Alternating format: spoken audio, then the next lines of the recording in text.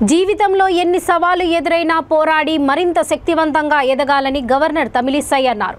హైదరాబాద్ సైదాబాద్లోని సరస్వతి నగర్ వైదేహి సేవా సమితి ఆశ్రమం 30వ వార్షికోత్సవ వేడుకలు ఘనంగా జరిగాయి. ఈ వేడుకలో ముఖ్య అతిథిగా పాల్గొన్న ఆమె మాట్లాడుతూ నిరాశ కుంగుబాటుకు చోటు ఇవ్వకూడదని అన్నారు. నిరాశ్రయులైన బాలికల భవిష్యత్తుకు బాటలు వేస్తున్న వైదేహి ఆశ్రమం నిర్వాహకుల సేవలు అభినందనీయమని కొనియాడారు. అనంతరం చిన్నారులు ప్రదర్శించిన సాంస్కృతిక కార్యక్రమాలు అహితులను అలరించాయి.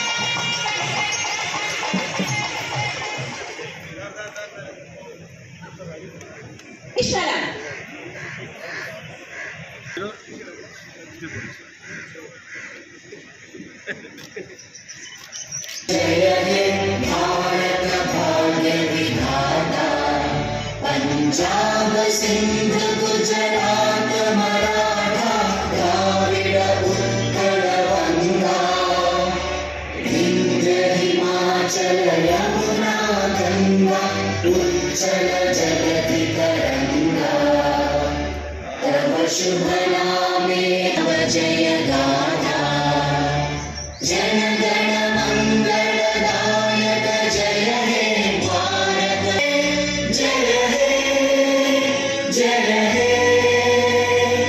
जय जय जय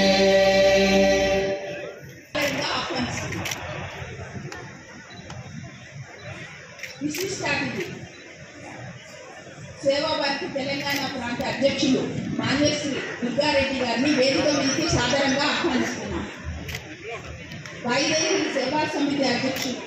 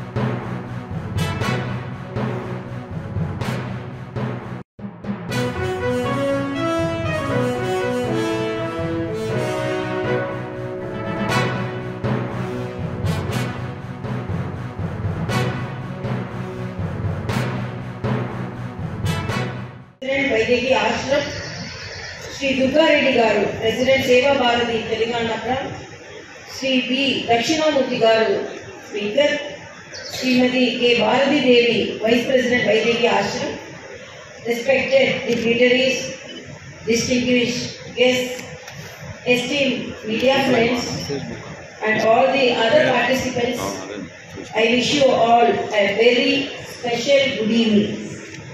At the outset, I extend my happiest wishes to you all on the occasion of the 30th annual celebrations of Vaidehi Seva Samiti and Vaidehi Seva Ashram. Today, to attend your program, straight away from the airport I have come here. Because I had a very important commitment at Puducherry. All over India, we had a ocean cleaning program.